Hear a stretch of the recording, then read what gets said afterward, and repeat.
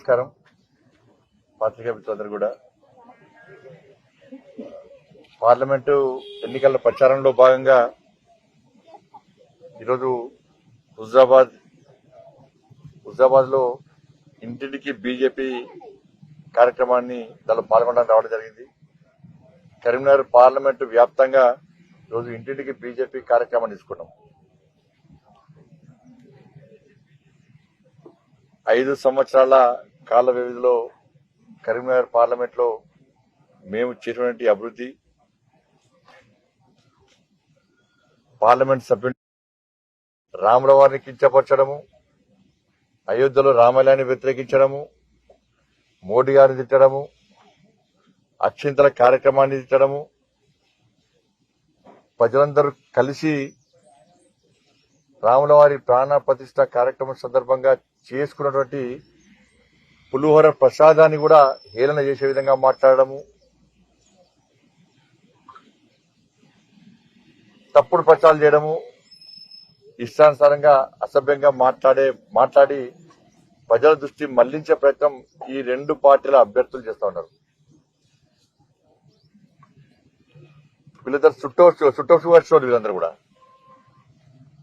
మళ్ళీ ఎన్నికలైనంటే లాపత్తా లేకుండా పోయి వాళ్ళు వ్యాపారం చేసుకుంటారు. వీళ్ళిద్దరు కూడా ఏ రోజు ప్రజలు కష్టాలు ఉన్నప్పుడు వాళ్ళు కనీసం ప్రజలకు భరోసా కల్పించే ప్రయత్నం చేయాలి. బీఆర్ఎస్ పార్టీ అభ్యర్థి గతంలో నేను అభివృద్ధి చేస్తున్నప్పుడు కనీసం ఏ రోజు కూడా సహకరించే ప్రయత్నం చేయలే. ఆయన లేఖలు రాసిన అంటాడు, మాటలు మాట్లాడిన అంటాడు. ఆయన రాసిన లేఖలు, ఆయన మాట్లాడిన మాటలు కేసీఆర్ కుటుంబానికి ఆస్తిపాస్తులు సంపాదించి పెట్టింది తప్ప ఆయన ఎన్నికల్లో ఓడిపోయినాక లాపత్త లేకుండా హైదరాబాద్ ఉన్నాడు తప్ప దానివల్ల కరీంనగర్ పార్లమెంట్ నియోజకవర్గానికి ఒరిగిందేంటి? ఆయన లేఖ రాస్తేనే ఇలా national highway Karimnagar Warangal road వచ్చిందా? కేసీఆర్ సహకరించకుంటే ఈయన లేఖ ఎందుకు రాలే? ఎవరి హయాంలో బడ్జెట్ కేటాయించినాం, ఎవరి హయాంలో టెండర్లు అయినాయి, ఎవరి హయాంలో ప్రధానమంత్రి గారి ప్రారంభోత్సవాలు చేసినారు. వరంగల్ కరీంనగర్ రోడ్డు, ఎలకతుర్తి సిద్దిపేట రోడ్డు ఎవరి హయాంలో బడ్జెట్ కేటాయించినాం, ఎవరి హయాంలో టెండర్ అయింది, ఎవరి హయాంలో ప్రధానమంత్రి వచ్చి ప్రారంభోత్సవాలు చేశారు, ఎవరి హయాంలో గ్రామీణ సడక్ యోజన నిధులు వచ్చినాయి, ఎవరి హయాంలో సిఆర్ఎఫ్ నిధులు అత్యధికంగా వచ్చినాయి, ఎవరి హయాంలో కేంద్రం నుంచి గ్రామాల వారీగా సంక్షేమ పథకాలు వచ్చినాయి. ఇవాళ తెలంగాణలో రాష్ట్ర ప్రభుత్వం వాళ్ళ పార్టీకి సంబంధించిన ప్రభుత్వం వాళ్ళు అభివృద్ధి చేస్తే గ్రామానికి పోస్టర్లు ఎందుకు వేసుకోలే? మేము పోస్టర్లు ఎందుకు వ్యతిరేకిస్తున్నారు? వాళ్ళు చేసిన అభివృద్ధిని ఇంటికి ఎందుకు చెప్తలేరు? గతంలో 2 ఎంపీలు ఉన్నటువంటి వ్యక్తులు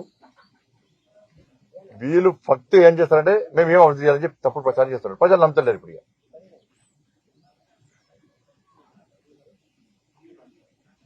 బీఆర్ఎస్ పార్టీ అభ్యర్థి పక్కన నా లోకల్ ఆయన ఈ ప్రాంతం మీద సౌతి ప్రేమ చూపట్టింది ఆయన. అందుకే కేంద్రం ఇచ్చిన నిధులు దారి మళ్లిస్తే కూడా ఏ రోజు లేఖలు రాలే, ఏ రోజు మాట్లాడలే. కేంద్రం నేషనల్ హైవేస్ ఇస్తే కూడా రాష్ట్ర ప్రభుత్వం సహకరించలే. ఈయన ఎప్పుడు లేఖ రాలే, ఈయన ఎప్పుడు మాట్లాడలే. ప్రజలు ఇబ్బంది పడే సమస్యలు అనేక ఉన్నప్పుడు కూడా ఈయన ఎప్పుడు లేఖ రాలే, ఎప్పుడు మాట్లాడలే. ఎందుకంటే ఈ ప్రాంతం మీద ఆయనకు ప్రేమ లేదు. ఏదో ఎంపీ గెలవాలి, వాళ్ళ వ్యాపారాలు నడవాలి, ఇంకా వ్యాపారాలు చేసుకుని ఎక్కువ సంపాదించుకోవాలి, నేను బాగుపడాలి, కేసీఆర్ కుటుంబం బాగుపడాలి, భూములు కబ్జా చేయాలి, ఆస్తులు సంపాదించుకోవాలని చెప్పి ఆలోచన తప్ప ఆయనకి ఏ రోజు సోయలేదు. ఆయన ఆమెతో 5 సంవత్సరాలు ఎప్పుడు మాట్లాడలే. మరి ఆయన అభివృద్ధి చేస్తే గతంలో పార్లమెంట్ సభ్యునిగా పోటీ చేసేటప్పుడు 98,000 మెజార్టీతో నేట్ల గెలిచిన ఆయన ఎట్లా ఓడిపోయాడు? ఆ పార్లమెంట్ ఎన్నికల సందర్భంగా, గతంలో పార్లమెంట్ ఎన్నికల సందర్భంగా ఆయన చేసిన అభివృద్ధి అని చెప్పి ఎందుకు ప్రచారం చేసుకోలేకపోయాడు? ఈ నేషనల్ హైవేల గురించి ఎందుకు మాట్లాడలేకపోయాడు? ఆర్వీ గురించి ఎందుకు మాట్లాడలేకపోయాడు? గ్రామాల్లో రోడ్ల గురించి ఎందుకు మాట్లాడలేకపోయాడు? ఇప్పుడు కేసీఆర్ ఈ గ్రామానికి నిధులు ఇచ్చాను ఎందుకు చెప్పుకోలేకపోయాడు? ఏమి చేయలేదు కాబట్టి, ఏమి ఇయ్యలేదు కాబట్టి అని చెప్పుకోలేకపోయాడు. ఇలా రైతులు నష్టపోయారు, అకాల వర్షం నష్టపోయారు, లేక ఎందుకు రాలేనే? ఈ కరీంనగర్ పార్లమెంట్ నియోజకవర్గంలో యువత ఉద్యోగాలు కూడా ఇబ్బంది పడ్డారు. ఇందుకో ఉద్యోగం ఇస్తున్న కేసీఆర్ కు ఎందుకు రాయలేకపోయాడు? ఇక్కడ పోడు భూముల సమస్యలతో ఈ ప్రాంతంలో ప్రజలు ఇబ్బంది పడుతున్నారు. ఈయన లేక ఎందుకు రాలేకపోయాడు? 317 జీవో వల్ల ఉద్యోగులు ఉపాధ్యాయులు ఇబ్బంది పడ్డారు. కేసీఆర్కి ఎందుకు లేక రాయలేకపోయాడు? ఆర్టీసీ కార్మికులు ఇబ్బంది పడ్డారు. ఈయన లేక ఎందుకు రాయలేకపోయారు? గ్రామ పంచాయతీ సిబ్బంది కానీ అవుట్ సోర్సింగ్ సిబ్బంది ఇబ్బంది పడ్డారు. ఈయన లేక ఎందుకు రాలేకపోయాడు?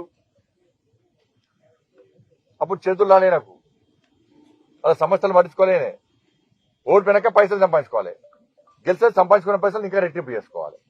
వీళ్ళ ప్లాన్ అది. కాంగ్రెస్ పార్టీ ఆయన ఎవరు మీకు తెలుసా అని చెప్పారు.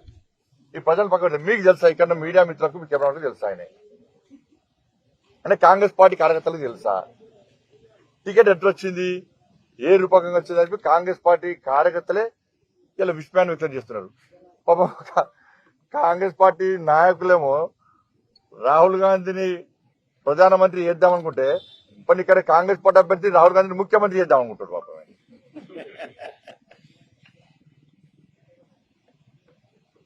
మేము ప్రజలకు జై శ్రీరామ్ అని మేము సంస్కారంగా నమస్కారం చేస్తే ఆయన అలింగనం చేసుకుంటారు కదా.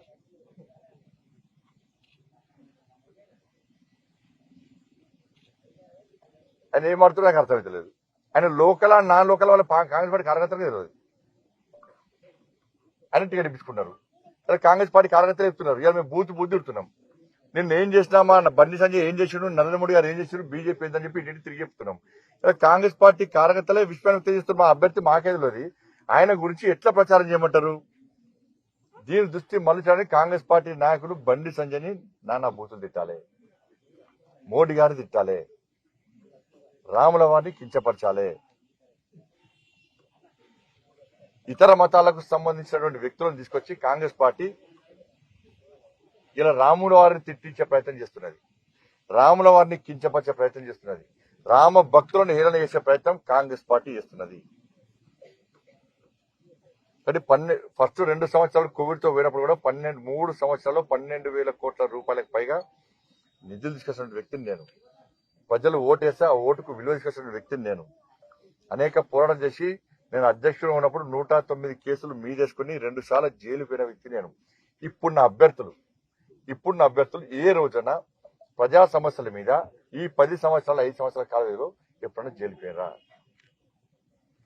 పోటీ చేస్తున్న అభ్యర్థులు, వాళ్ళు సమర్థించే వ్యక్తులు కానీ ఎప్పుడైనా ఈ ఇద్దరు అభ్యర్థులు కానీ వాళ్ళు సమర్థించే వ్యక్తులు వాళ్ళ మీద ప్రజా సమస్యలు ఫైట్ చేస్తే ఎప్పుడైనా కేసులు అయిన వాళ్ళ మీద ఇద్దరి మీద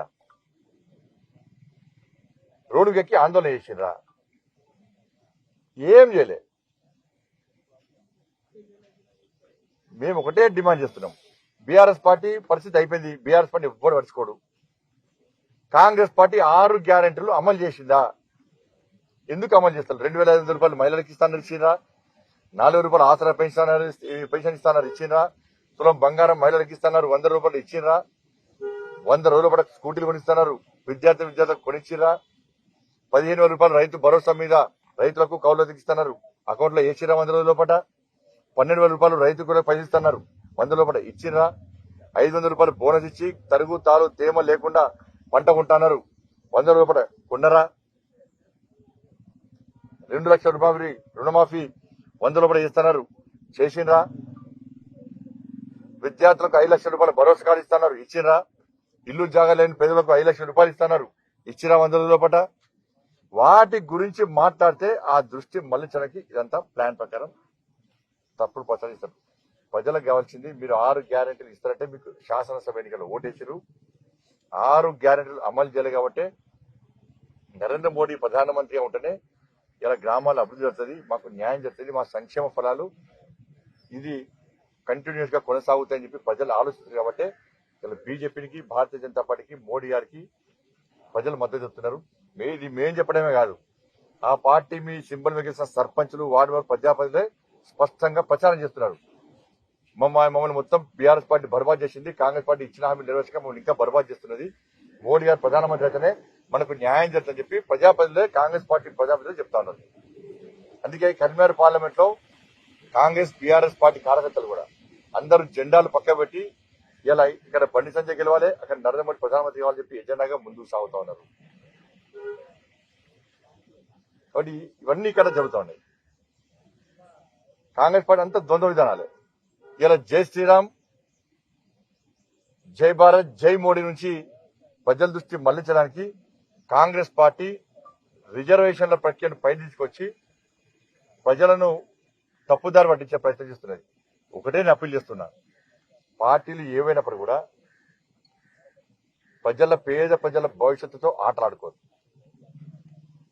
పేద ప్రజల ఆత్మస్థైర్యం దెబ్బతీయద్దు.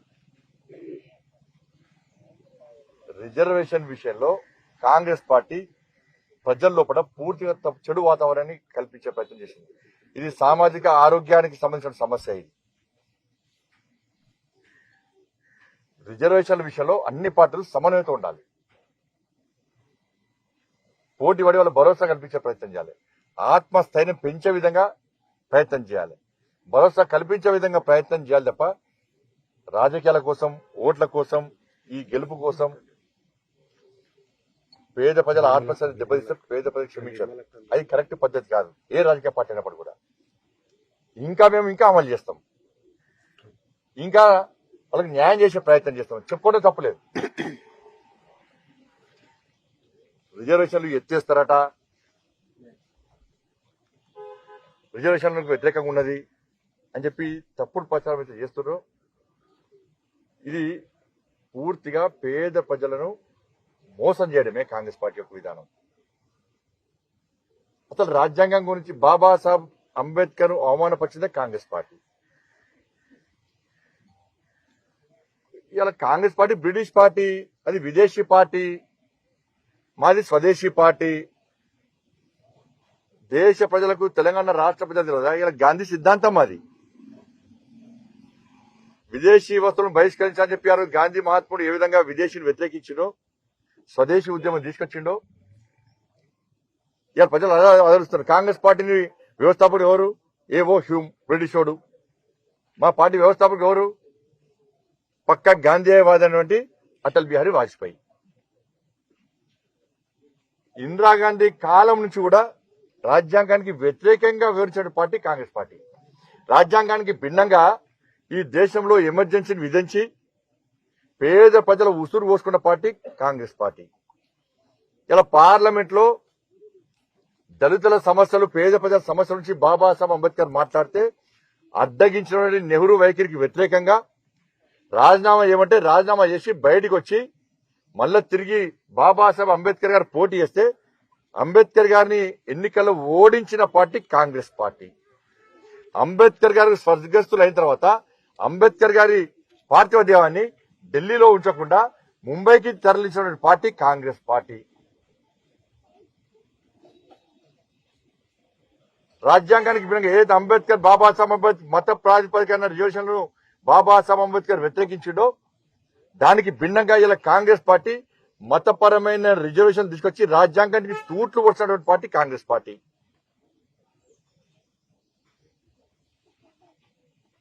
ఏ రోజు కూడా అంబేద్కర్ గాని స్ఫూర్తిగా తీసుకొని మాకు అంబేద్కర్ వల్లనే ఈ రాజ్యాంగబద్దమైన పదవులు వచ్చినాయి, మాకు మేము ప్రధానమంత్రులైనాం, మేము ఎంపీలైనామని చెప్పి ఏ రోజు కూడా పార్లమెంటు సాక్షిగా చెప్పుకోని పార్టీ కాంగ్రెస్ పార్టీ.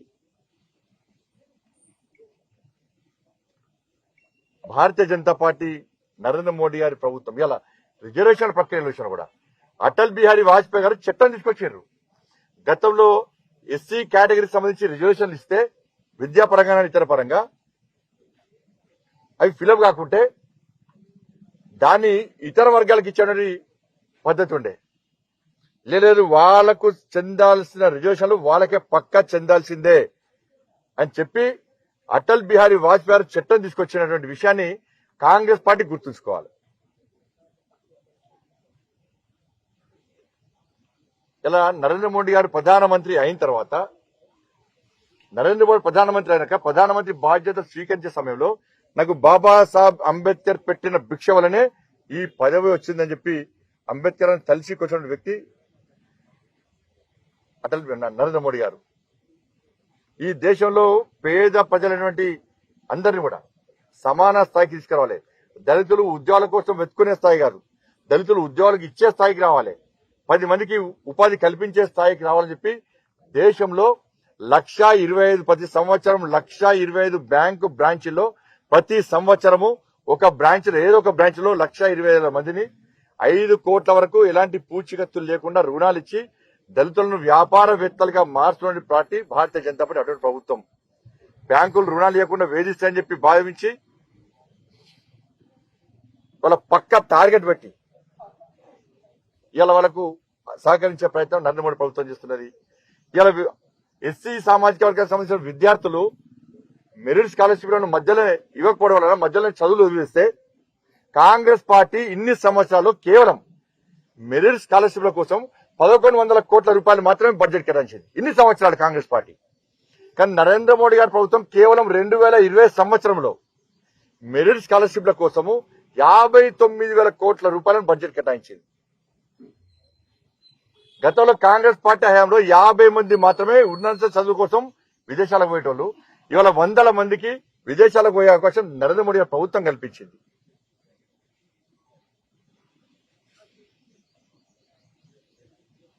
ఒక రామ్నాథ్ కోవింద్ గారిని రాష్ట్రపతిని చేసింది, ద్రౌపది ముర్ము గారిని రాష్ట్రపతి చేసింది. ద్రౌపది ముర్ము గారు రాష్ట్రపతి కాకుండా అడ్డుకున్నవారు బీఆర్ఎస్ పార్టీ, కాంగ్రెస్ పార్టీ. కానీ రాజ్యాంగాన్ని కాపాడే మేము, రాజ్యాంగానికి అనుగుణంగా దేశాన్ని పాలించేది మా ప్రభుత్వం. రాజ్యాంగానికి తూట్లు పడిచింది, బాబాసాహెబ్ అంబేద్కర్ గారిని అవమానపరిచింది కాంగ్రెస్ పార్టీ. వాళ్ళు బాబాసాహెబ్ అంబేద్కర్ రాజ్యాంగానికి వ్యతిరేకంగా జిన్నా మేలు కోసం జిన్నా సూచనలు పాటిస్తూ మతపరమైన రిజర్వేషన్లు తీసుకొస్తారు. ఇవాళ జిన్నా పాలసీని, జిన్నా ఆలోచన విధానాన్ని ఈ దేశంలో తీసుకొచ్చే ప్రయత్నం కాంగ్రెస్ పార్టీ చేస్తుంది. సుప్రీంకోర్టు వద్దన్న కూడా మతపరమైన రిజర్వేషన్ తీసుకొచ్చి పేదోళ్ళ పొట్టగొట్టింది కాంగ్రెస్ పార్టీ.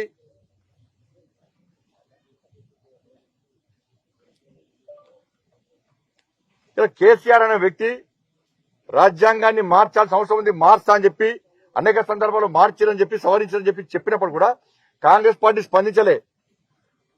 కేసీఆర్ ను ఫార్మర్ గా గుంజుకొస్తామని చెప్పి నువ్వు రాజ్యాంగాన్ని కించపరిచే విధంగా మాట్లాడతావా, రాజ్యాంగాన్ని వ్యతిరేకిస్తావా అని చెప్పి కేసీఆర్ వ్యతిరేకంగా మాట్లాడింది భారతీయ జనతా పార్టీ. కాంగ్రెస్ పార్టీ ఏ రోజు మాట్లాడలే. కేసీఆర్ అంబేద్కర్ జయంతి గాని, బాబు జగ్జీవన్ గారి జయంతి గాని, జ్యోతిరావు పూలే జయంతి గాని, వర్ధంతి గాని రాని సందర్భంలో ప్రశ్నించింది భారతీయ జనతా పార్టీ. ఏ రోజు కాంగ్రెస్ పార్టీ ప్రశ్నించలే.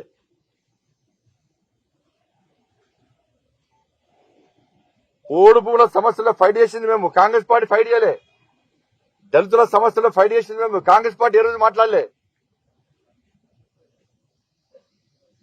మేము మతపరమైన ఎంత నీచమైన స్థాయికి దిగజారినది కాంగ్రెస్ పార్టీ అంటే, వాళ్ళ అఫీషియల్ హ్యాండిల్స్ లో అమిత్ షా గారు మతపరమైన రిజర్వేషన్ రద్దు చేసి పేదోళ్ళకి ఇస్తామని చెప్తే దాన్ని ఎడిట్ చేసి రిజర్వేషన్ రద్దు చేస్తామని అమిత్ షా గారు అన్నట్టు క్రియేట్ చేసి సోషల్ మీడియా సక్సెస్ చేస్తుంటే కాంగ్రెస్ పార్టీ ఎంత భయంలో ఉందో అర్థం చేసుకోండి. వాళ్ళు మేము కాల్ సెంటర్ ద్వారా ఫోన్లో చేస్తలేము, మేము కాల్ సెంటర్ ద్వారా ఫోన్ చేస్తామని చెప్పి వాళ్ళ అఫీషియల్ హ్యాండిల్ లో క్రియేట్ చేసి తప్పుడు ప్రచారం చేస్తున్నట్టే కాంగ్రెస్ పార్టీకి ఎంత భయమో ఆలోచించండి. వాళ్ళ ఇదంతా ఏంటంటే ప్రజలందరూ కూడా జై శ్రీరామ్ అని నినదిస్తున్నారు, భారత్ మాతాకి జై అని గర్జిస్తున్నారు, జై మోడీ అని ముందుకొస్తున్నారు, జై భారత్ అని ఓటేసే ప్రయత్నం చేస్తున్నారు బీజేపీకి. ఈ దృష్టి మళ్లించడానికే ఇదంతా పెద్ద ఎత్తుగడ అనే విషయం వాస్తవం. రిజర్వేషన్లను తూచా తప్పకుండా పేదలకు అమలు చేసేటువంటి ప్రయత్నమే భారతీయ జనతా పార్టీ. నరేంద్ర మోడీ గారు వచ్చి 10 సంవత్సరాలైంది. ఎక్కడ రిజర్వేషన్లు ఎత్తేసినాం మేము, ఎక్కడ రిజర్వేషన్లు ఎత్తేసినాం మేము, ఏ రాష్ట్రంలో ఎత్తేసిన రిజర్వేషన్లు? కాంగ్రెస్ పార్టీ ఇలా కర్ణాటకలో కానీ ఇక్కడ ఏర్పడితే కూడా ముస్లిం రిజర్వేషన్ తీసుకొస్తామని చెప్పన్నారు, అమలు చేస్తామన్నారు. దానివల్ల నష్టం ఎవరికి? పేద ప్రజలకే నష్టం కదా. పక్కా మతపరమైన రిజర్వేషన్లు రద్దు చేస్తారు, మతపరమైన రిజర్వేషన్లు దాన్ని పేదలకు పక్కా ఇస్తాం. ఎస్సీ, ఎస్టీ, బీసీ, అగ్రవర్ణాల పేదలు. కాబట్టి దయచేసి మళ్లీ విజ్ఞప్తి చేస్తున్నా, ముఖ్యమంత్రి స్థాయిలో రేవంత్ రెడ్డి గారు కేసీఆర్ గారు కానీ మీరు పేద ప్రజల ఆత్మస్థైర్యం దెబ్బతీయకండి, వాళ్ళ బతుకులతో ఆడుకోకండి. గౌరవప్రదమైనటువంటి స్థాయిలో ఉన్నటువంటి వ్యక్తులు వాళ్ళకు భరోసా కల్పించే ప్రయత్నం చేయాలి. ఇంకా మేము ఎక్కువ న్యాయం చేస్తామని చెప్పే ప్రయత్నం చేయండి, ఇంకా ఎక్కువ ప్రచారం చేసుకునే ప్రయత్నం చేయండి. దానిలో ఏమి ఇబ్బంది లేదు, దాన్ని ఎవరైనా సమర్థిస్తారు. కానీ తప్పుడు ప్రచారం చేసి ఒక భయానక వాతావరణం సృష్టించి ఎన్నికల్లో గెలవడానికి ఈ తప్పుడు ఆలోచన అయితే చేస్తున్నారో ఇది ఇంతకంటే సిగ్గుచేటి కూడా కాదు. ప్రజలకు మేము అప్పీల్ చేస్తున్నాం, తప్పుడు ప్రచారం దయచేసి నమ్మకండి. వాళ్ళ 6 గ్యారెంటీల మీద ప్రజల దృష్టి మళ్లించడానికి వాళ్ళు చేస్తున్న ప్రయత్నం. అందుకే నేను కూడా సవాల్ చేస్తున్నా, నా సవాల్ స్వీకరిస్తున్న కాంగ్రెస్ పార్టీ నాయకులు లేరు.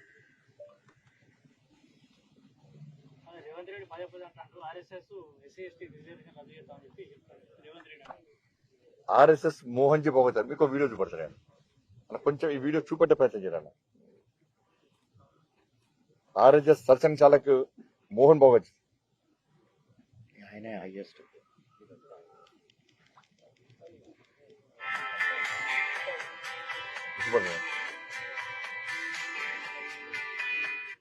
सामाजिक विषमता को हटाकर समाज में सबके लिए अवसरों की बराबरी प्राप्त हो, इसलिए सामाजिक आरक्षण का प्रावधान संविधान में किया है। संविधान सम्मत सभी आरक्षणों को संघ का पूरा समर्थन है। बीच बीच में वक्तव्य होते उसमें से अर्थ निकाले जाते, ये बात ध्यान में रखिए। सामाजिक विषमता दूर करने के लिए संविधान में जितना जहां आरक्षण दिया गया है उसको संघ का पूरा समर्थन है और रहेगा। आरक्षण कब तक चलेगा इसका निर्णय जिनके लिए आरक्षण दिया गया है वही करेंगे। उनको जब लगेगा कि अब इसकी आवश्यकता नहीं हमको, तो फिर वो देखेंगे, लेकिन तब तक इसको जारी रहना चाहिए, ऐसा संघ का बहुत सुविचारित और जब से ये प्रश्न आया है चर्चा में तब से मत है, उसमें बदल नहीं हुआ है।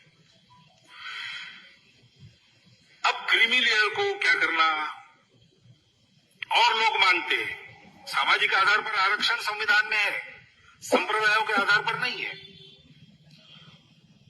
क्योंकि सभी संप्रदाय कभी न कभी समाज के अग्रणी वर्गों में रहे हैं अपने यहाँ, तो उनके आरक्षण का क्या करना। अब और भी जातियां आरक्षण मांग रही है, उसका क्या करना, इसका विचार करने के लिए संविधान ने पीठ बनाए हैं, फोरम बनाए हैं, वो उसका विचार करें और उचित निर्णय लें। आरक्षण समस्या नहीं है, आरक्षण की राजनीति ये समस्या है।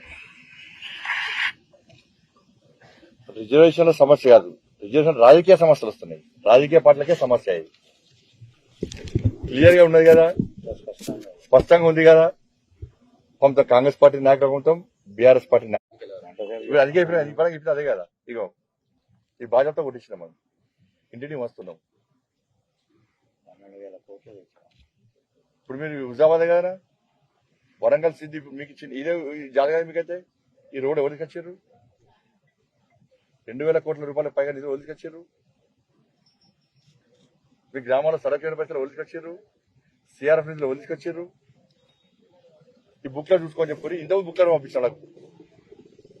వాళ్ళు ఏం చేశారో చెప్పాలి. వాళ్ళిద్దరు ఇంతకుముందు ఎంపీ ఉన్నప్పుడు ఏం చేశారో చెప్పాలి.